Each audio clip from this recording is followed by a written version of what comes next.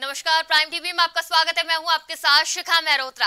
रुझान आ रहे हैं और लगातार बीजेपी बढ़त बनाए हुए है। बीजेपी के बड़े बड़े चेहरा लगातार बयान देते हुए नजर आ रहे हैं। जीत के बाद जो खुशी है वो प्रत्याशियों के चेहरे पे साफ देखने को मिल रही है। वहीं कुछ पार्टी को श्रेय देते नजर आ रहे हैं तो कुछ जनता को। क्या कुछ कह रहे हैं ये चेहरे, आप ही देखिए।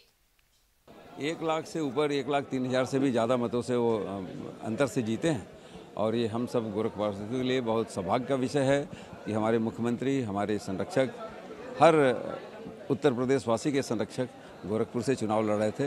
यहाँ की जनता ने उनके लिए दिल खोल के अपना मतदान किया है, राष्ट्रवादी जनता ने किया है।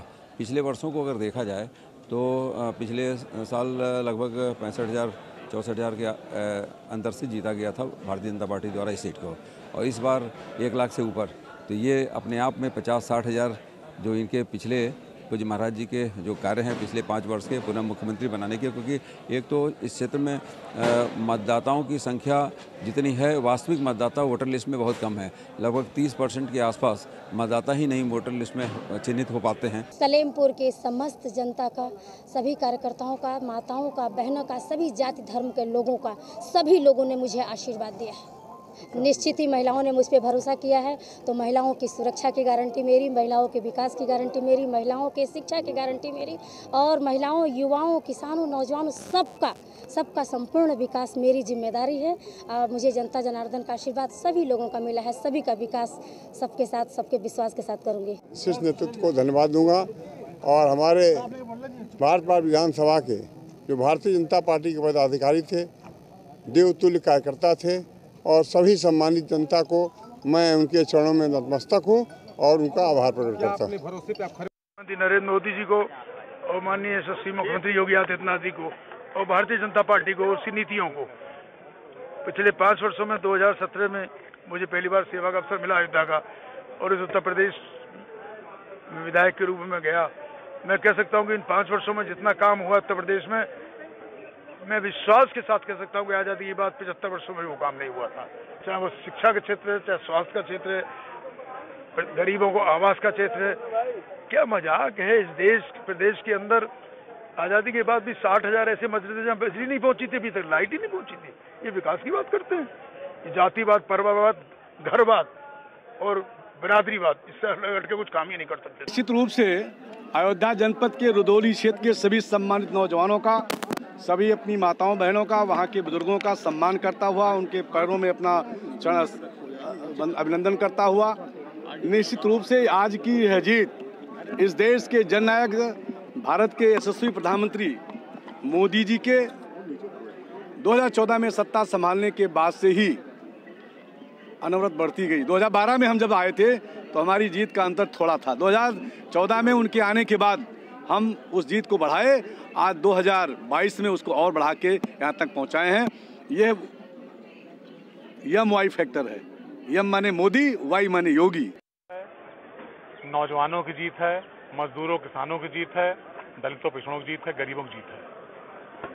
इसके लिए हम उन्हीं लोगों को बधाई देना चाहेंगे। देखिए, हमारी कोई रणनीति नहीं है, सीधी सीधी बात, हम लोग सेवा करते हैं। चाहे वो किसी भी जात, वर्ग, धर्म का हो, हम लोग उसकी सेवा करते हैं। हमारे दरवाजे किसी की जात नहीं पूछी जाती है। ये नहीं किया था कि हम इस आदमी के यहाँ पानी नहीं पियेंगे, इस आदमी के यहाँ खाना नहीं खाएंगे। हम लोग सबके यहाँ पानी पीते, सबके यहाँ खाना खाते हैं। और जिस तरीके से हमारे विधानसभा क्षेत्र में गरीबों से पुलिस के माध्यम से वसूली हुई है, गरीबों से कोटेदारों के माध्यम से वसूली हुई है, SMI को मैनेज करके गरीबों से हर तरीके से सरकारी अधिकारी कर्मचारी मिला वसूली, हमारा प्राथमिकता रहेगी। उस अवैध वसूली को गरीबों से बंद कराया जाए। मैं जनता को बहुत बहुत धन्यवाद देती हूँ। साथ ही साथ पार्टी ने मुझ में दोबारा विश्वास जताया, उसके लिए मैं बहुत धन्यवाद देती हूँ। और जो मेरे पार्टी के सभी कार्यकर्ता थे और जो भी सोशल लोग थे जिन्होंने मेरा साथ दिया इस इलेक्शन में, उनको मैं बहुत दिल से धन्यवाद देती हूँ। देखिए, जीत के पीछे सबसे पहला श्रेय तो मेरे हस्बैंड डॉक्टर देवेंद्र शिवाज को है। वो बहुत सारी चीज़ें मैनेज करते हैं और पार्टी ने जो मेरे को विश्वास दिखाया मेरे में, उसको पूरा करने के लिए डॉक्टर शिवाज ने बहुत मेहनत करी।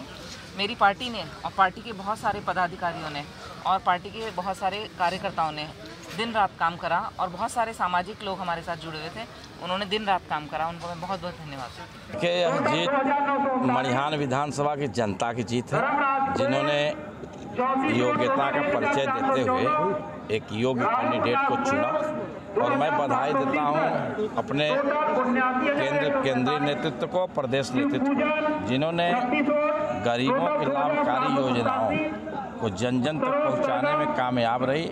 हम लोगों ने जो जनता के बीच में 5 वर्ष बराबर बना रहा, चाहे ऑनलाइन पर हो, चाहे उनके घर जाकर हो, चाहे शादी विवाह या अन्य पर्व हो, हम लोगों ने उनके बीच में रहने का जो मौका मिला, क्योंकि जनता हमारे ऊपर विश्वास किया है। मैं मड़िहान की जनता को पुनः बधाई देता हूं और उन्हें आभार व्यक्त करता हूं कि जनता ने मुझे अपार लगभग 65,000 वोटों से जिता करके दूसरी बार हमको सदन भेजा है। तरह से जनता को श्रेय देते नजर आए हैं ये सभी चेहरे। अभय सिंह, रत्नाकर मिश्रा, रामचंद्र यादव या फिर रमाशंकर सिंह पटेल, ये सभी बड़े चेहरे हैं जो कि जीतते हुए आए हैं और साथ ही उन्होंने जनता का आभार भी प्रकट किया है।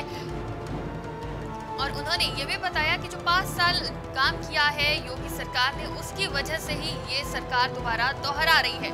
और एक बार फिर चर्चा को हम शुरू करते हैं और यही मुद्दा रहेगा कि आखिर किस वजह से जीत हुई और किस वजह से हार। मैं हूं आपके साथ शिखा मेहरोत्रा और हमारे साथ 2 मेहमान जुड़ चुके हैं। मीशम जैदी जी अभी हमारे साथ सपा से जुड़ेंगे और सुभाष यादव जी विश्लेषक के तौर पे और दिवाकर सिंह जी बीजेपी से हमारे साथ जुड़े हुए हैं और हमारे सहयोगी नितिन जी हमारे साथ मौजूद हैं। बहुत धन्यवाद शिखा आपका। दिवाकर जी, सबसे पहले आपके पास आना चाहूँगा। बहुत सारी शुभकामनाएं आप लोगों को कि एक बार फिर से आप लोग उत्तर प्रदेश में अपनी सरकार बना रहे हैं। कई सारी मिथकों को आप लोगों ने तोड़ लिया कि कोई मुख्यमंत्री उत्तर प्रदेश का नोएडा नहीं जाता, अगर वो जाता है तो जीत नहीं पाता। योगी आदित्यनाथ गए, वो जीत गए। इसके अलावा 37 साल पुराना एक रिकॉर्ड जो था वो भी आप लोगों ने तोड़ दिया। लेकिन पिछली बार से इस बार थोड़ा आप लोगों को जो सीट वाला मामला है वो थोड़ा कम आया है। समाजवादी पार्टी ने थोड़ा तो दम दिखाया, हालांकि बताया जा रहा था कि लड़ाई इस बार वो लोग काफ़ी अहम लड़ रहे हैं और नेक टू नेक फाइट देंगे आपको। अखिलेश यादव कई बार ये भी कहते हुए नजर आए कि 300 से ज़्यादा सीटें इस बार हम जीतने वाले हैं। कई बार उन्होंने 400 भी कह दिया और ये कहा था कि 3 सीटें आप लोगों को दे देंगे, लेकिन ऐसा कुछ हुआ नहीं। आज जब नतीजे आए तो नतीजे बिल्कुल उसी तरह से थे जैसा आप लोगों ने अनुमान लगाया था या जो एग्जिट पोल दिखाए जा रहे थे। तो अब आगे की क्या रणनीति रहेगी और समाजवादी पार्टी के नेताओं को क्या नसीहत देना चाहेंगे आगे के लिए कि वो किस तरह से तैयारी करें अगर उनको राजनीति में बीजेपी से टक्कर लेनी है उत्तर प्रदेश में? तो बहुत बहुत धन्यवाद नितिन जी। पहले तो उत्तर प्रदेश की जनता जनार्दन को बहुत बहुत धन्यवाद दे रहा हूँ और सादर प्रणाम कर रहा हूँ, जिन्होंने इतनी बड़ी जीत पूज्य महाराज योगी जी के कदमों में सौंपी है। नीतीश जी, यह मोदी जी और योगी जी के कार्यशैली का परिणाम है, जो 7 साल में माननीय प्रधानमंत्री जी ने कर दिखाया और जो 5 साल में माननीय योगी जी ने कर दिखाया। यह जनता जनार्दन को इनकी कार्यशैली पसंद है, इतनी बड़ी जीत है, पुनः रिपीट किए, इसके लिए आप सहित सारे देशवासियों को धन्यवाद। जी सुभाष जी, जिस तरह से ये जीत और हार देखने को मिल रही है, हालांकि अभी परिणाम स्पष्ट नहीं है, लेकिन बात करें मुद्दों की तो सपा ने सारे मुद्दे उठाए, वो चाहे स्वास्थ्य हो, शिक्षा हो, विकास हो, सड़कों से लेके सभी चीज के विकास उठाए, सारे मुद्दे उठाए। और हमेशा ये सपा कहती भी रहती है कि बीजेपी ने मुद्दे नहीं उठाए हैं। इतने मुद्दे उठाने के बाद भी जो ये हार का सामना करना पड़ रहा है, जो परिणाम सामने आ रहे हैं, उसको देख के क्या कहेंगे? देखिए, सबसे पहले तो शिखा जी, जो 270 का भी ट्रेंड आपके पास चैनल पे दिखा रहा है, तो करीब करीब ट्रेंड यही रहेगा। 2-4-10 सीटों का आगे पीछे फर्क हो सकता है, लेकिन करीब करीब ट्रेंड यही रहने वाला है। दूसरा जो आपका सवाल था कि जो मुद्दे लेके भारतीय जनता पार्टी के अगेंस्ट समाजवादी पार्टी और जो उसके गठबंधन के सहयोगी लड़ रहे थे, तो मुझे लगता है कहीं ना कहीं समाजवादी पार्टी और उसके गठबंधन के सहयोगी उत्तर प्रदेश की जनता को शायद वो भरोसा न दिला पाए या दिला पाने में सक्षम नहीं थे। इसकी वजह से उत्तर प्रदेश की जनता ने उनको बहुमत नहीं दिया, भारतीय जनता पार्टी को बहुमत दिया। दूसरा, उत्तर प्रदेश की जो समाजवादी पार्टी के सुप्रीमो अखिलेश यादव, उनका मुझे कहीं ना कहीं लगता है कि अभी भी उनकी जो दूरदर्शिता है राजनीति की कहीं ना कहीं कमजोर है, क्योंकि 2017 के अंदर भी उनका जो गठबंधन था कांग्रेस के साथ करना, वो भी कहीं ना कहीं गलत फैसला साबित हुआ। 2019 के अंदर बहुजन समाज पार्टी से गठबंधन करने का फैसला गलत साबित हुआ और अब 2022 के अंदर सुभाषपा से, अपना दल कमेरावादी से और संजय चौहान जी से जो गठबंधन करने का जो फैसला था वो भी गलत हुआ। तो कहीं ना कहीं समाजवादी पार्टी को फिर से, अगर भारतीय जनता पार्टी को अगर फाइट देनी है या उनसे मुकाबला करना है, तो अपने आप को फिर से आत्ममंथन करना पड़ेगा। कहीं ना कहीं से जो गलतियां, उस गलतियों को फिर सुधारने का प्रयास करना पड़ेगा, क्योंकि मुद्दे तो थे, उस मुद्दों के आधार पर चुनाव भी उन्होंने लड़ा। इसमें कोई दो राय नहीं है कि विपक्षी पार्टी समाजवादी हो या उसके गठबंधन के जो सहयोगी हो, बिल्कुल सही चुनाव लड़ रहे थे, लेकिन जो भरोसा दिलाना था वो शायद समाजवादी पार्टी के सुप्रीमो, उनके सहयोगी दल के जो सहयोगी थे, वो भी समाजवादी पार्टी के लोगों को या जनता को ये विश्वास दिलाने में सक्षम नहीं थे कि हम आपकी सारी योजनाओं को, सारी जो चीजें, उनको वादों को पूरा करेंगे। उत्तर प्रदेश की जनता उनकी बातों को समझ नहीं पाई और उन्होंने पूरी तरीके से भारतीय जनता पार्टी को क्लियर मैंडेट दे दिया। जी, दूरदर्शिता की बात करी है आपने सुभाष जी। अगर देखा जाए तो अखिलेश ने अच्छी खासी फाइट दी है, लेकिन जिस तरह से बीजेपी का एक बड़ा कुनबा, वो चाहे अमित शाह हो या फिर जेपी नड्डा, ये बड़े बड़े चेहरे, बड़े बड़े दिग्गज जिस तरह से सीएम योगी आदित्यनाथ के पीछे रहे हैं और अखिलेश ने अकेले सब संभाला, मुलायम और शिवपाल सभी साइड हो गए, कहीं ना कहीं वो सब दिखाई नहीं दिए या फिर अखिलेश ने उनको खुद साइड किया, तो इसी का फर्क माना जाए? देखिए, सबसे बड़ी बात तो आपने बहुत अच्छा सवाल किया। समाजवादी पार्टी अगर देखा जाए तो समाजवादी पार्टी मतलब अखिलेश यादव, अखिलेश यादव मतलब समाजवादी पार्टी जी। उस मुकाबले में अगर भारतीय जनता पार्टी को रखा जाए तो भारतीय जनता पार्टी एक राष्ट्रीय पार्टी है, प्लस उसके पास संसाधनों की कोई कमी नहीं। उसके मुकाबले समाजवादी पार्टी के पास संसाधन उतने नहीं है जी।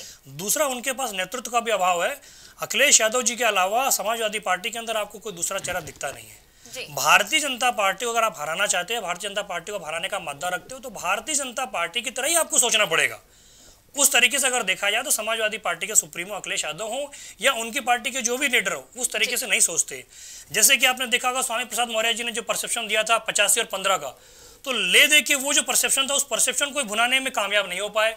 इनको लगा कि पिछड़ा और अन्य पिछड़ा, दारा सिंह चौहान जी के आने के बाद हो या स्वामी प्रसाद मौर्य जी के आने के बाद हो, धर्म सिंह सैनी जी के आने के बाद में हो, जो पिछड़े वोट की जो ये लगा के रखे थे कि पिछड़ा वोट हमें मिलेगा, तो कहीं ना कहीं पिछड़ा वोट इनके पीछे आके नहीं खड़ा हुआ। ये उस स्कीम के अंदर पूरी तरीके से फेल हो गए। समाजवादी पार्टी को आत्ममंथन करने की जरूरत है अभी भी, क्योंकि ये जो चुनाव था निर्णायक था। इससे समाजवादी पार्टी का एक भविष्य तो तय हो ही गया है कि आने वाले टाइम के अंदर समाजवादी पार्टी क्या करेगी। तो भारतीय जनता पार्टी को लड़ने के लिए समाजवादी पार्टी को पूरी तरीके से गहरी रणनीति की जरूरत है और आत्ममंथन करने की जरूरत है। ठीक है, मिसम जैदी हमारे साथ जुड़े हुए हैं। मिसम भाई, आवाज मिल रही है आपको?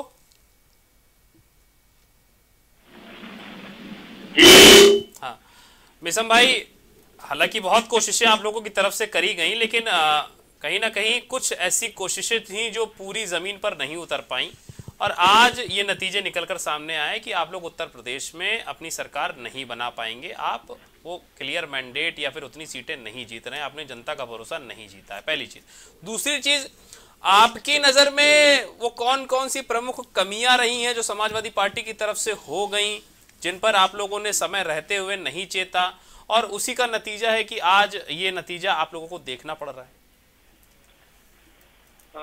जी देखिए अंकित जी, मैं कमियां तो नहीं गिना सकता, क्योंकि जो जीतने वाला होता है वो वही बाजीगर होता है, वही सिकंदर होता है। हारने वाले के लिए बहुत लोग इसी तरह से तैयार हो जाते हैं। जो खेल रहा होता है पिच पर और उसके में और बाहर से खेलने वाले में बड़ा फर्क है।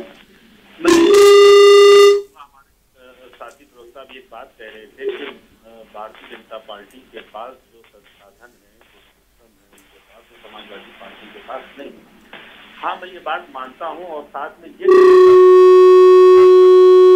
दौलत और जो बल है, बाहुबल है, जो धन है उनके पास, और धन्ना सेठों की पार्टी है और उनके साथ जो बड़े बड़े उद्योगपति उनके दोस्त हैं, जो उनका तमाम देश का पैसा लिए अपने पास बैठे हैं, तो वो सब चुनाव के टाइम पर भारतीय जनता पार्टी की मदद करते हैं।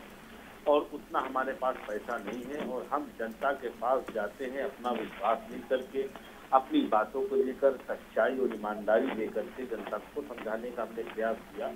बट जनता को हो सकता हो कि इस बार फिर से भारतीय जनता पार्टी रुझाने में कामयाब हो गई हो कि हमारी डबल इंजन की सरकार है, केंद्र की सरकार है, अब की बार नहीं तो अब की बार 15 लाख रुपए आप लोगों के पास आ जाएंगे, अकाउंट में सबके मिल जाएंगे।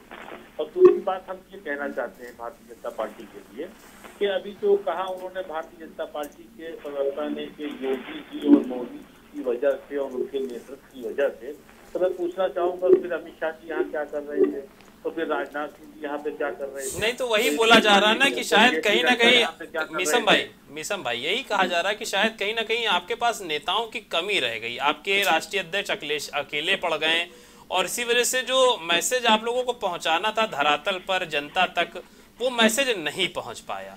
बिल्कुल, मुलायम और शिवपाल को भी कहीं ना कहीं साइड कर दिया गया। देखिए ऐसा है कि हमारे राष्ट्रीय अध्यक्ष और हम समाजवादी जो है वो लड़ाई हारे हैं, जंग नहीं हारे, जंग अभी जारी है।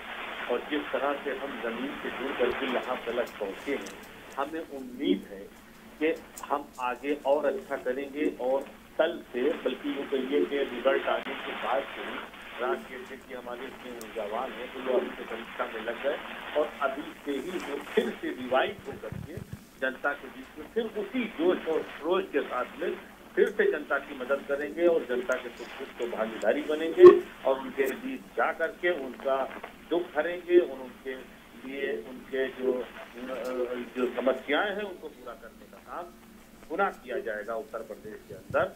और उम्मीद की जाएगी कि भारतीय जनता पार्टी ने अगर जिस मैनिफेस्टो का वो पिछली बार तो जिक्र नहीं कर पाए थे, अगर अब की बार उनको मौका मिले तो हम चाहेंगे कि जो मैनिफेस्टो को जो उन्होंने वादे किए पूरा करें, जनता के दुख दर्द को समझे और हाँ अब की बार कम से कम किसानों के बारे में सोचे। कहीं ऐसा ना हो कि फिर किसी तपस्या में इनके नेता बैठ जाएं और फिर हजारों लाखों किसान दर दर भटके और इधर उधर भटकने के बाद उनकी हत्याएं हो, मारा जाए। तो हम चाहते हैं कि अब की इस तरह की कोई तपस्या भारतीय जनता पार्टी हमारे नौजवानों, किसानों, महिलाओं के लिए न करे।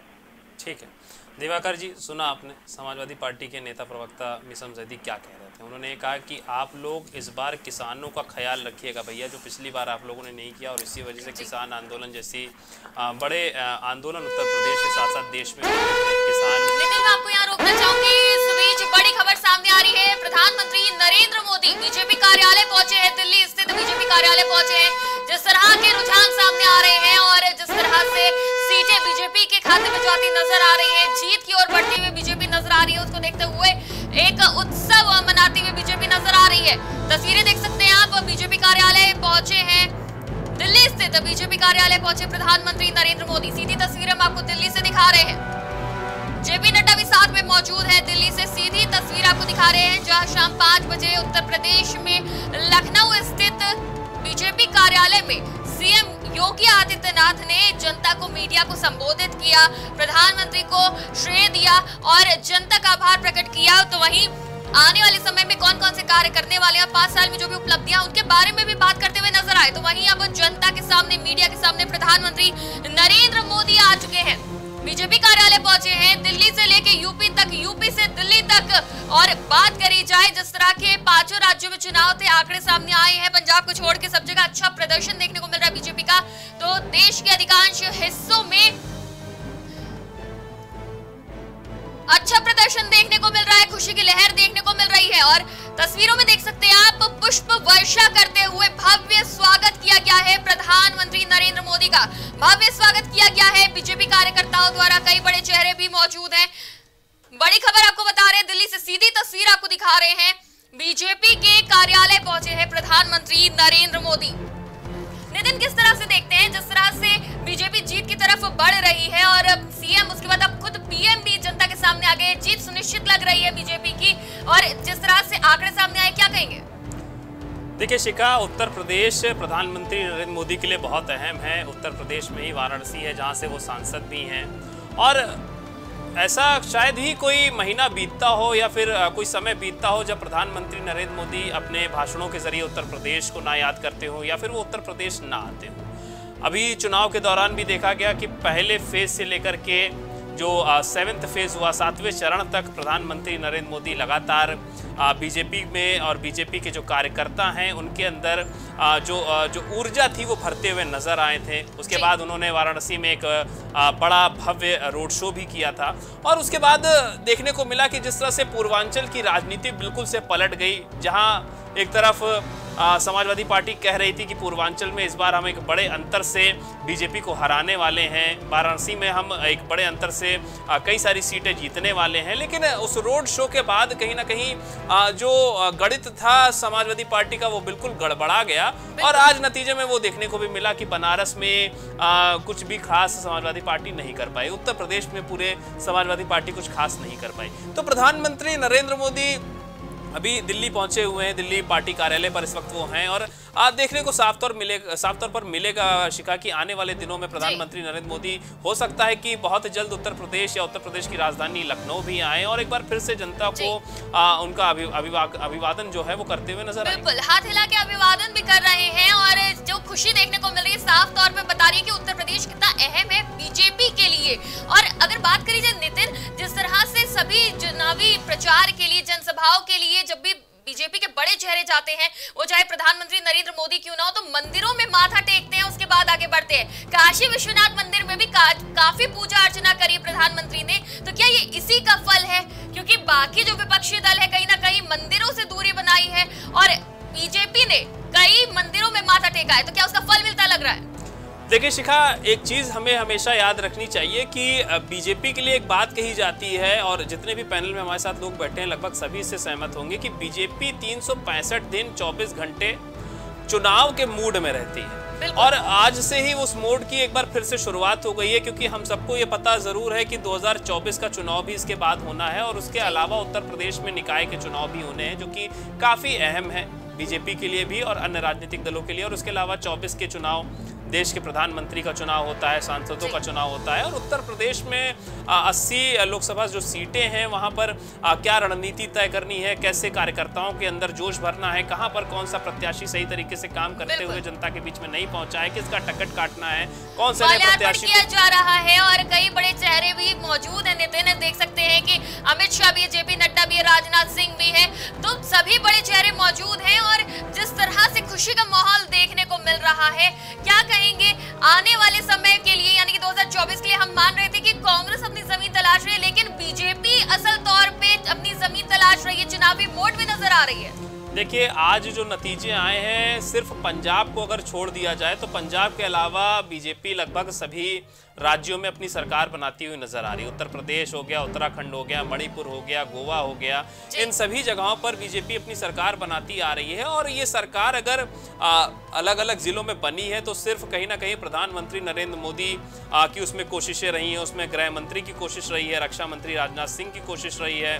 उत्तर प्रदेश की बात करी जाए तो उत्तर प्रदेश के जो सीनियर बीजेपी के नेता हैं, मुख्यमंत्री योगी आदित्यनाथ, डिप्टी सीएम या फिर जितने भी सीनियर नेता हैं बीजेपी के, उनकी रही है। तो जाहिर सी बात है, ये जो पूरी लॉबी सेट होती है बीजेपी के नेताओं की, वो अलग अलग प्रदेशों में जाकर के या फिर अलग अलग जिलों में जाकर के चुनावों को लेकर के कार्यकर्ताओं के अंदर, जनता के अंदर अपनी योजनाएं बताने का जो प्रयास किया जाता है, वो शायद दूसरे किसी राजनीतिक दल के अंदर अभी तक नहीं आ पाया है। और उसी का ही नतीजा है कि बीजेपी एक बार फिर से उत्तर प्रदेश में या उत्तर प्रदेश के अलावा अन्य जो प्रदेश हैं जहां पर चुनाव हुए हैं, वहां पर जीत के साथ एक बार फिर से सबके सामने आई है। बिल्कुल नितिन, क्या लग रहा है, जिस तरह से पूरी मेहनत इस बार कांग्रेस भी कर रही है, लेकिन अभी भी कहीं ना कहीं कमजोर विपक्ष के तौर पे है, क्या जनता के पास कोई और दूसरा कैंडिडेट है या फिर 2 साल काफी है कांग्रेस के लिए कि वो जीत लेगी? देखिए, कांग्रेस की अगर बात करी जाए शिखा, तो कांग्रेस ने इस बार उत्तर प्रदेश के चुनाव में काफी कोशिश की। प्रयास ये किया गया शिखा की चलिए जेपी नड्डा कुछ बोल रहे हैं, उनको पहले सुन लेते हैं, फिर अपनी चर्चा को आगे बढ़ाते हैं। हमारे भारत के रक्षा मंत्री श्री राजनाथ सिंह जी, भारत के गृह मंत्री श्री अमित शाह जी और भारत सरकार में मंत्री पूर्व अध्यक्ष सम्माननीय नितिन गडकरी जी और यहां उपस्थित इस विजय मनाने के लिए एकत्र आए इतनी बड़ी संख्या में हमारे भारतीय जनता पार्टी के कार्यकर्ता बंधु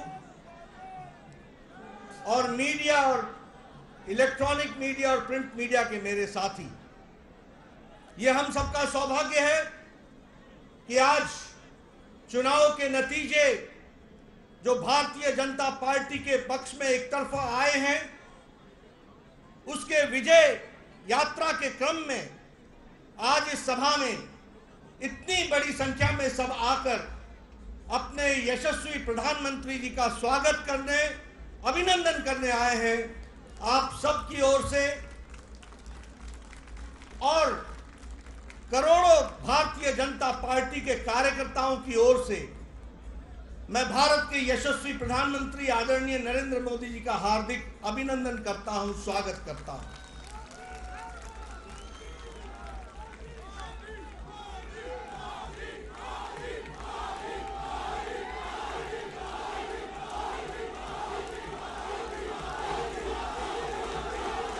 बीजेपी की बड़े बड़े चेहरे गए हैं जनता के बीच अपनी एक एक नीति को पहुंचाया है, कार्यकर्ताओं में जोश भरा है, जिसका असर हमको आज देखने को मिल रहा है।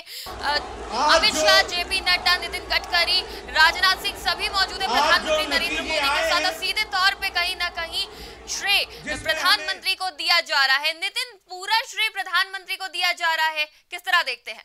देखिए, बिल्कुल साफ तौर पर श्रेय देना भी चाहिए, क्योंकि प्रधानमंत्री नरेंद्र मोदी उत्तर प्रदेश के साथ साथ लगभग सभी प्रदेशों के चुनाव में अपनी सक्रियता दिखाते रहे हैं और कार्यकर्ताओं के साथ साथ जनता के अंदर उन्होंने जोश भरा है। इसके अलावा प्रधानमंत्री नरेंद्र मोदी अलग अलग मुद्दे पर भी जनता से जुड़ते रहे, चाहे वो हम यूक्रेन का मुद्दा ले लें या फिर अन्य मुद्दों को ले लें, इन पर भी जुड़ते रहे। फिलहाल इस वक्त बहुत ज़रूरी है कि जो हमारे एक्सपर्ट हमारे साथ बैठे हुए उन्हें हम जोड़ लेते हैं और उनसे पहले आज के विषय पर चर्चा की जाती है। दिवाकर जी, मिसम जैदी समाजवादी पार्टी से जो जुड़े हुए थे, उनका भी साफ तौर पर कहना है कि पिछली बार जब आप लोग सत्ता में थे तो किसानों के बारे में नहीं सोचा और इसी वजह से किसान आंदोलन जैसे बड़े आंदोलन देश प्रदेश में हुए। इसके अलावा कानून व्यवस्था की बात उन्होंने कही, इसके अलावा किसानों की हत्या की बात भी उन्होंने कही। तो ये कहते हुए उन्होंने आपके ऊपर कहीं ना कहीं सवाल खड़े किए हैं कि आप लोग किसानों के बारे में नहीं सोच रहे थे और इसी वजह से इतनी बड़ी घटनाएं देश प्रदेश में हुई हैं, जहां पर किसानों की हत्याएं तो हुई हैं। शायद लखीमपुर मामले को लेकर वो बोल रहे हो। इस बार किसानों के बारे में सोचने की नसीहत दी जा रही है समाजवादी पार्टी के नेताओं की तरफ से। जी नितिन जी, मैं पहले कहना चाहता हूँ सपा के जो बैठे हमारे भाई कि सलाह देना उनकी अच्छी बात है, सशक्त विपक्ष की बात करें वो, और विपक्ष सकारात्मक सुझाव सरकार के दे, ये अच्छा बात है, उन्होंने अच्छी चीज़ कहा है। लेकिन मैं जो किसान आंदोलन के बारे में उनको कहना चाहता हूँ कि किसान आंदोलन जो चला, राष्ट्र हित में हमारे माननीय प्रधानमंत्री जी ने तुरंत सारे किसान आंदोलन से संबंधित केसेज वापस ले लिए। अब किसान आंदोलन पर नसीहत देने की उनको ज़रूरत नहीं है। दूसरी बात रह गई, जहाँ पे अपराध पे उन्होंने बात उठाई है, अपराध पे वो अपराध के जोड़ने के लिए ही तो मांग रहे थे वोट, कि आएंगे तो जो अवैध संपत्तियाँ हैं सब बनवाएंगे, जो अवैध संपत्ति गिराई गई उसको पुनर्जीवित करेंगे, अवैध जितने लोग काम करते हैं उनको प्रोत्साहन देंगे। यही तो सरकार उनकी बोल रही थी कि हम आएंगे सत्ता में तो यही करेंगे, तो इसी को जनता ने नकार दिया है। तीसरी बात उन्होंने जो एक पूछी है कि किसान के और जो दिक्कतें हैं उसके संबंध में, तो जैसे एक दिक्कत आई, माननीय प्रधानमंत्री जी ने अपनी भाषण में बोल दिया कि जो समस्या किसान को, जो पशु हैं जिनको हम जिससे फसलों का नुकसान होता है, इनके बारे में बृहद योजना तैयार करेंगे। तो प्रधानमंत्री जी उसको संज्ञान में स्वयं ले लिए हैं और हमारी सरकार और योगी जी की सरकार ने उस पर क्रियान्वयन भी करना शुरू कर दिया। थोड़ी जागरूकता की कमी है, जैसे उसके लिए जो पशु, छोटा पशु हैं, उनको आवारा पशु इसलिए कहें कि हमारे पशु हैं जो खेती काम आते, तब खेती काम मशीनरी से हो गया, इसलिए उनकी उपयोगिता कम होगी तो लोग छोड़ देते हैं। तो मैं और आरोप नहीं लगाना चाहता हूँ कौन छोड़ता है कौन नहीं छोड़ता, जो पशुपालन का व्यवसाय कौन से लोग ज्यादा करते हैं, सब लोग करते हैं, मैं नहीं जानना चाहता हूँ। सारी पूरी भारत की जो जनता है, प्रदेश की जो जनता है, पहले पशु आधारित हमारा जो कृषि थी वो अब मशीनरी आधारित ज्यादा हो गई है, उपयोग पशुओं का कम हो गया है। जो फर्टिलाइजर के रूप में या जिस रूप में और खेतों में जो श्रम के रूप में गाय के बछड़ों को लिया जाता है, उस सबकी कम हो गई है, मांग कम हो गई है, मशीनरी का उपयोग ज़्यादा हो गया है। लेकिन उसके लिए भी जो हमारी योजनाएं हम जन तक पहुंचा रहे हैं, पशु आश्रय स्थल बनाए हैं, 900 रुपये पर महीने दे रहे हैं उनके लिए, और इस बार और जो प्रदेशों में लागू हुआ है उसका अनुकरण करते हुए जो उनके गैस बनाने की हमारी योजना है एक, कि उनके वेस्ट से जो गैस बनाने का फार्मेशन होगा, इसके पर हमारी सरकार काम कर रही है। उनका परचेज भी करने का काम करे, जिसको आप समझ रहे हैं उसका नाम अपशिष्ट मैंने कह दिया, जो पशु के अपशिष्ट हैं। तो ये सब बातें हमारी सरकार कर रही है और हम लोग अपनी जनता को समझाने में कामयाब रहे हैं कि गौ हमारी माता है तो उसकी हत्या नहीं होनी चाहिए, उसका सदुपयोग होना चाहिए, उनके उपयोग करना चाहिए। गाय हमारे अगर आराध्य देवों में एक देवता के रूप में हमारे पूजा जाता है, तो हमारे यहाँ तो पेड़ को भी पूजा जाता है, गाय को भी पूजा जाता है। हमारे यहाँ तो सारे लोग 33 करोड़ देवी देवता हैं जिन पे हमारी श्रद्धा है, और हमारे अब तो श्रद्धा के नाम पे उनको भी मंदिर मंदिर घूमना पड़ रहा है। जो राम भक्तों पे कभी अत्याचार की बात करते थे वो मंदिर मंदिर घूम रहे हैं, वो क्या करेंगे? अगर अयोध्या का राम मंदिर रुकवा देंगे आएंगे तो? यही सब बातें उनको नहीं कहनी चाहिए थी। जहाँ तक मेरा सुझाव एक और सवाल पूछ इस चुनाव में सबसे अहम मुद्दा रहा है राशन का, और विपक्ष इस बात को उठाता रहा है कि सिर्फ मार्च तक ही क्यों राशन दिया जा रहा है, उसके आगे की कोई नीति क्यों नहीं बताई गई है। सपा ने भी इस मुद्दे को उठाया था और कहा था कि 5 साल तक राशन दिया जाएगा और उसमें बहुत सारी चीजें और ऐड भी करी जाएंगी। तो राशन के बारे में क्या बताएंगे? जनता आपको जिता रही है। सुन लीजिए, राशन एक सामान्य प्रक्रिया की तरह हम दे रहे थे, लेकिन जब आपदा एक आई, पूरी वैश्व की आपदा है, वैश्विक आपदा कोरोना रही, उसमें जो हमारे रोजगार भाई, श्रमिक भाई का रोजगार कम हो गया, तो उनको भोजन की हमको व्यवस्था करनी है कि नहीं करनी है? जी करनी है ना। तो भोजन की व्यवस्था करनी, पहली लहर आई, दूसरी लहर आई, तीसरी लहर आई, अब मार्च कोई गाइडलाइन नहीं बनी है। चुनावी मुद्दा बताया जा रहा है। नहीं, चुनावी मुद्दा ना, कभी हमने रोका नहीं। ऐसा तो नहीं कि हमने मार्च में, फरवरी में शुरू किया राशन और मार्च में बंद कर दिया। हमारी यह सरकार की पॉलिसी है, मार्च तक चुनाव थे, जहां तक हमारी सरकार थी, हमें इतने वो नहीं ना है कि भविष्यवक्ता। चुनाव है, चुनाव में गए थे हम, चुनाव पूरी इसलिए लड़ रहे थे कि चुनाव हमको जीतना है, ये मान के तो हम गए नहीं थे कि सरकार हमारी फिर आएगी। ये हमको गलतफहमी नहीं थी। भाई सभी लोग चुनाव लड़ते हैं, जनता जिसको सकारती है, जिसको नकारती है। अब बताइए 300 के करीब हम पहुंच रहे हैं, मैंडेट हमारा फिर पुनः हुआ ही है। तो सरकार जो काम की, जनता उसको स्वीकार की कि नहीं स्वीकार की? इनकी बातों में कहाँ दम था? जो नसीहत वो दे रहे हैं अपराध पे, वो अपराध के बारे में पूछें क्या कह दिए। एक इन्होंने प्रलोभन दिया हमारे कर्मचारी भाइयों को, OPS लाएंगे, ओल्ड पेंशन स्कीम लाएंगे। ये बताइए OPS लाएंगे आप, और तुरंत आपका एक पार्टी का आपका उम्मीदवार संभवतः चुनाव भी जीत गए हो, वो कहते हैं कि हम 6 महीने यही रखेंगे, यही हिसाब करेंगे। इस तरह ये धमकी किसको दे रहे थे कि अधिकारियों को ट्रांसफर नहीं किया जाएगा? वो तो अपनी मान के सरकार चल रहे थे। हम सरकार शायद कुछ उनके साथ ऐसा किया है, वो कह रहे थे। हम कुछ नहीं किए हैं। हमारी सरकार बता दे कि किसी वर्ग विशेष के लिए कोई काम की हो। मैं गया था मऊ, मऊ गया था तो मुलाकात हुई थी उनसे जी। उनका ये कहना है कि कहीं बकरी चोरी, कहीं कोई चोरी, कहीं कोई चोरी, इस तरह के। देखिए, यह बकरी चोरी या ये चोरी नहीं, आप लिख के देंगे कि हमारी बकरी चोरी हुई है तो बकरी चोरी का भी यहाँ अपराध होता है, धारा लगती है और जांच होती है, धारा बाद में लगती है, अपराध दर्ज होता है। सुन लीजिए हमारी बात, ये लोग क्यों बोलते हैं कि आप हमारी बात सुन लीजिए, हमारी बात सुन लीजिए। उनके में तो हत्या का अपराध भी FIR नहीं होता था, उनके में छिनैती का अपराध FIR नहीं होता था। वो क्या बताएंगे? वो अपना गिरेबान में झांके कि वो किस जात पे काम कर रहे हो, केवल यह राष्ट्रवाद के नाम पे काम करना चाहिए उनको। मैं नसीहत देता हूँ कि वो एक वर्ग विशेष की राजनीति से बाहर निकलें, सशक्त विपक्ष की भूमिका निभाएं और सकारात्मक सरकार का सहयोग करें और अपनी उपस्थिति दर्ज कराएं। जो विरोध उनको करना चाहिए सकारात्मक करें। जो सरकार, इसलिए विपक्ष होता है, पक्ष विपक्ष इसीलिए ना होता है कि विपक्ष भी अपना इंडिकेट करता रहता है कि क्या सरकार को करना चाहिए, जो सरकार कर रहे उसकी कमियां गिनाना चाहिए और सरकार उस पर सुधार लाती है। कई बार हमारे प्रधानमंत्री जी ने सदन में बैठ करके संविधान संशोधन तक करवाया है, लोगों ने संविधान संशोधन तक हुआ है। प्रदेश की सरकार कई बार, अब किसान आंदोलन के बारे में जो बात की है, सरकार लागू कर चुकी थी। बैक फुट पे सरकार का आने का नहीं रूप था, लेकिन राष्ट्र हित में किसान भाइयों का आंदोलन देख करके सरकार समझी कि हम पूरी तरह से नहीं समझा पा रहे हैं, लाभ हानि नहीं समझा पा रहे हैं, तुरंत बैक फुट पे आ गई। ऐसा नहीं लाइन फास्ट टाइम के में कि इनके जैसा जो कह दिए वही होगा। ये क्या बताएंगे? तो चुनावी कदम बताया जा रहा था कि किसानों के आपके अपोजिट होने की वजह से नुकसान हो सकता था बीजेपी को, इस वजह से बीजेपी ने तीनों कृषि कानून वापस ले लिए। नहीं, ये बात इनकी गलत है। हम जनता की भावनाओं, किसान भाइयों की भावनाओं के साथ किया। चुनाव में कहाँ, दिल्ली में हमारा चुनाव हो रहा था, कहाँ भी हमारे सरकार चुनाव लोकसभा का लड़ने जा रही थी। अभी तो हम 24 तक मैंडेट में हैं, 24 में करते पूरे देश का कानून हमने, केवल प्रदेश का कानून तो वापस नहीं लिया। केवल प्रदेश की बात तो रही नहीं, पूरे देश का कानून था।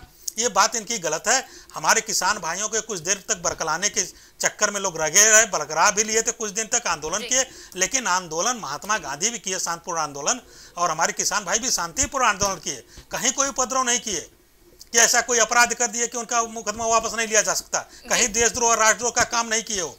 अरे आंदोलन करना सबका अधिकार है। उनकी बातों में हम और सुधार सहित उनको समझा लेंगे तो सुधार सहित कृषि कानून जो हमारा आएगा वो आएगा। हमारे मुख्यमंत्री जी को कार्य पे उन्होंने जो कहा, खाली मुख्यमंत्री जी क्यों नाम लेते हैं, मोदी जी का क्यों नाम लेते हैं, तो कैप्टन का ही नाम लिया जाता है जी। उनको ये समझ होनी चाहिए जी। और पूरा कैप्टन के हिसाब से मंत्रिमंडल काम करता है। तो हमारी बात हम सबको श्रद्धेय, हमारे बड़े नेता हैं, भारत सरकार में बड़े बड़े वरिष्ठ नेता हैं। राजनाथ सिंह के कार्यकाल में, अध्यक्षीय काल में मोदी जी चुनाव जीते थे, उनका महत्व किसी में, नड्डा साहब के कार्यकाल में जीते थे, स्वतंत्र देव जी के कार्यकाल में जीते हैं, केशव जी के कार्यकाल में जीते हैं।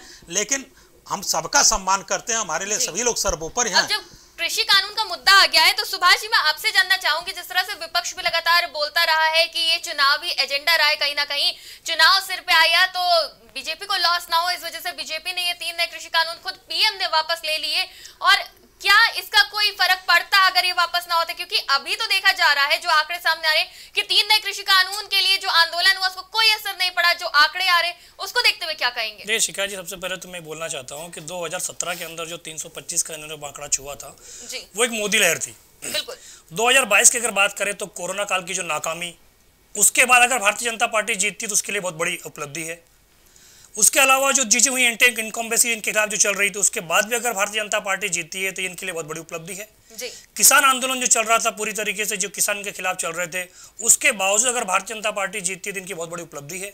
जी। अभी मेरे साथी सहयोगी बोल रहे थे, ये दिवाकर जी, कि किसान जो इनके साथ में बैठे हुए थे वहाँ पे आंदोलन कर रहे थे, ये देशभक्त थे। मैं इनको थोड़ा सा फ्लैशबैक में लेके जाऊंगा कि हरियाणा की सरकार के मुख्यमंत्री मनोहर खट्टर जी ने उनको देशद्रोही तक बोल दिया था, खालिस्तानी तक बोल दिया गया था। विनोद सिंह उधड़ी इनके जो सांसद, उन्होंने जाने क्या क्या बयान दिया था। मैं खत्म कर लूँ, आप फिर बोलिएगा। तो ये लोग, इन्हीं के नेता भारतीय जनता पार्टी के, किसानों को जो क्या क्या नहीं बोल रहे थे, आज किसानों के आप हित की बात कर रहे हो। खैर मैं उससे इत्तेफाक नहीं रखता, मैं सिर्फ यहाँ बोलना चाहता हूँ कि विपक्षी किसानों को वो भरोसा दिलाने के अंदर सक्षम नहीं हुए कि हम आपके हित की बात करेंगे। नहीं तो अगर देखा जाए तो भारतीय जनता पार्टी ने 2017 से लेकर 2022 के कार्यकाल के अंदर कुछ खास किया नहीं है। अगर किसान आंदोलन जो कर रहे थे, अगर किसान बिल उनके हित में था तो रद्द क्यों किया आपने? जी। पहली चीज तो सवाल आपको देना चाहिए जनता को। अगर आपने रद्द किया तो कहीं ना कहीं आप उन किसानों को समझाने के अंदर नाकाम हुए हैं, इस गलती को आपको स्वीकार करना पड़ेगा। आज आप किसानों को बोल रहे हैं कि शांतिपूर्ण आंदोलन कर रहे थे। अगर वो शांतिपूर्ण आंदोलन कर रहे थे तो उनके आंदोलन के आसपास की बिजली काट दी गई थी, पानी की सप्लाई रोक दी गई थी, सड़कों के ऊपर कीले तक बिछा दी गई थी। ये सब क्या था? ये दोहरा रवैया था। दिवाकर जी उस चीज के ऊपर ना जाए तो अच्छी बात है। हाँ, ये आपके लिए खुश होने वाली बात है कि आपको मेजोरिटी मिली, आप सरकार के अंदर आ गए, दोबारा आप सरकार के अंदर आए। अब आप किसानों को यकीन दिलाइए कि हमने जो किसान बिल रद्द किया था, उस किसान बिल को हम अभी फिलहाल रद्द ही करके रखेंगे और किसानों से बातचीत का सिलसिला आगे बढ़ाएंगे, उनको भरोसे में लेंगे कि हित में है आपके। अगर किसान आपकी बातों से सहमत होते हैं तो उसको लागू करिए, अन्यथा आप गलत है, किसान सही थे। अब आपको भरोसे में लेना है किसानों को, उत्तर प्रदेश की 24 करोड़ जनता, 25 करोड़ जनता को भरोसे में लेना, बेरोजगारों को भरोसे में लेना है कि हम उनको रोजगार मुहैया कराएंगे। इसके अलावा अगर आप उपलब्धि बताना चाह रहे हैं तो ये देखिए, माफ कीजिएगा, ये वास्तविकता है। उपलब्धि के लिए आपके पास कुछ भी नहीं बोलने के लिए। ठीक है मिसम भाई, अभी दिवाकर जी आपको एक नसीहत दे रहे थे और ये बता रहे थे कि आप लोग चुनाव क्यों हार गए। वो ये कह रहे हैं कि आप लोग एक स्कीम को वो फिर से शुरू करने की बात कर रहे थे, वो थी ओल्ड पेंशन स्कीम, और आप ही के कोई एक प्रत्याशी हैं, वो ये कह रहे थे कि हम 6 महीने तक अपने ज़िले से अधिकारी को ट्रांसफ़र नहीं होने देंगे, पहले हिसाब करेंगे। तो इस तरह के बयानों की वजह से ही आप लोग उत्तर प्रदेश का चुनाव हारे हैं, आपके इस तरह के नेताओं की वजह से ही आप लोगों को जनता ने पसंद नहीं किया है। अब देखिए नितिन जी, ऐसा है कि इसीलिए तो भारतीय जनता पार्टी की जीत पर हम हमेशा समाजवादी संशय का हमेशा जो है वो संशय रखते हैं और डाउटफुल रहे। आपने देखा कि इनकी कथनी, इनकी करनी, इनके जो विचार हैं, इनकी सोच कुछ है, जबान से ये कुछ निकाल रहे हैं। एक तरफ ये किसानों कह रहे हैं आंदोलन करना अधिकार हो, एक तरफ उनके रास्तों में कांटे बिछा देते हैं, और एक तरफ कह रहे हैं कि किसानों की बात ही नहीं करना चाहिए, हमने तो उनसे मुकदमे ले लिए। तो ये तो बताएं कि उनके 700 किसानों की जानें भी तो उन्होंने ले ली। अगर मुकदमे वापस लिए तो क्या जानें वापस दे सकते हैं? मेरा सवाल है। और ये जीत गए। अब बाई ग्रेस ऑफ गॉड या बाय द एक्सीडेंट, अब ये कैसे ये आ गए प्रदेश में और राज करने के लिए। अभी इन्होंने एक बात कही कि हम लोगों को देखा देखी सब मंदिर में जाने लगे। ये मेरा भाई, क्या जब भारतीय जनता पार्टी नहीं थी तो क्या लोग मंदिर नहीं जाते थे? मतलब रामचंद्र जी का जो वजूद है, श्री रामचंद्र जी का जो अस्तित्व है, वो क्या बचाने वाली भारतीय जनता पार्टी है? भारतीय जनता पार्टी की वजह से। हाँ, ये बात अलग है कि जो आपके नेता मंदिर जाते थे तो कैमरा लेके जाते थे, मीडिया खेलते हुए जाते थे। तो अब सवाल ये, इस भोली भाली जनता को हम और भी नेताओं को ये दिखाने की जरूरत पड़ गई कि भैया हम भी हिंदू हैं, हम भी मंदिर जाते हैं, हम भी नवरात्र में व्रत रखते हैं, देखो भैया हम तुमसे बड़े वाले हिंदू हैं। तो ये शुरुआत कहाँ से की गई हिंदू मुसलमान की? मैं कहता हूं कि जब उत्तर प्रदेश के अंदर विकास की, और एक तरफ तो आप अवेयरनेस की बात करते हैं, एक तरफ आप जागरूकता की और आप पढ़ाई की, लिखाई की, महिला नारी शक्तिकरण की बात करते हैं, और एक तरफ आप इतने ऑर्थोडॉक्स हो जाते हैं कि इतनी छोटी सोच हो जाती है कि आप फिर उसके बाद नीचे स्तर से मंदिर मस्जिद की बात करना शुरू कर देते हैं, पूजा की बात। अगर कोई आदमी पूजा करने चला गया तो वो आपको एतराज हो गया, इसलिए क्यों भारतीय जनता पार्टी का नहीं? आप बताइए, मैं पूछना चाहता हूं भारतीय जनता पार्टी के नेता से, क्या माननीय राष्ट्रीय अध्यक्ष अखिलेश यादव जी जो है वो हिंदू नहीं, वो पाकिस्तान से आए हुए कोई मुसलमान या बाबर की नस्ल से? क्या उनके पिताजी हिंदू नहीं है? मैं पूछना चाह रहा हूं इनसे कि अगर कोई आदमी पूजा कर रहे और कोई आदमी मंदिर चला जाए तो आपको हमेशा इतराज रहता है। और मैं आपको सच बता रहा हूं अंकित जी कि जनता ने क्या सोच करके इनको इतना मैंडेट दिया है। हालांकि हमने बहुत लड़ाई लड़ी, मगर और जो साथी टीमें थी वो फ्लॉप हो गई, आगे नहीं बढ़ पाई। उन्होंने जनता के बारे में या जो भी रहा हो, अभी जैसे इन्होंने एक बात कही, एक्सपेरिमेंट की कि राष्ट्रीय अध्यक्ष जी के हमेशा, अभी जो एक साथी ने बात कही कि एक्सपेरिमेंट हमेशा फेल होते गए, मैं उनसे ही बताना चाहता हूं कि देखिए एडिसन ने कम से कम 1200 जो है वो एक्सपेरिमेंट करे थे।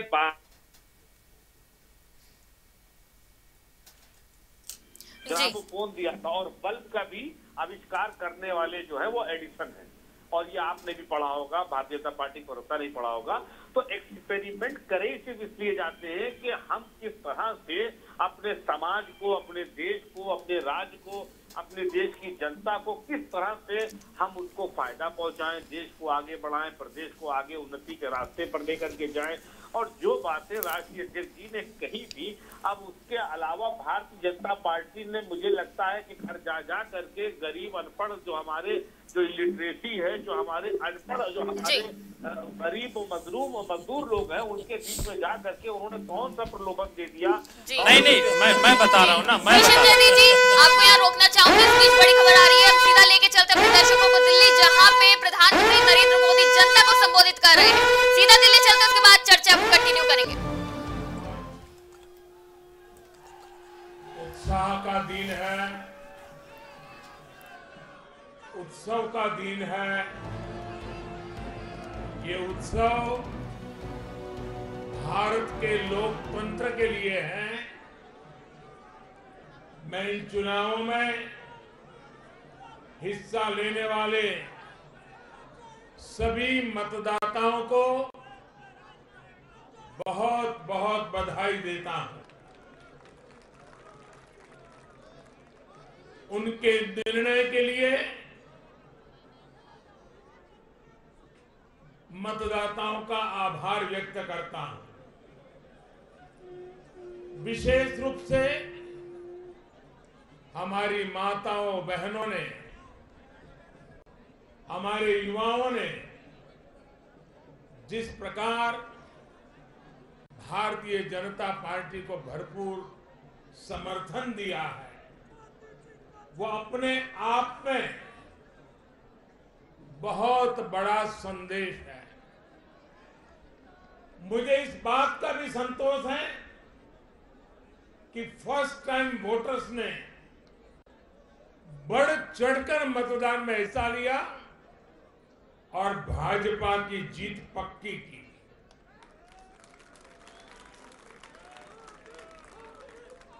चुनाव के दौरान भाजपा के कार्यकर्ताओं ने मुझसे वादा किया था कि इस बार होली 10 मार्च से ही शुरू हो जाएगी।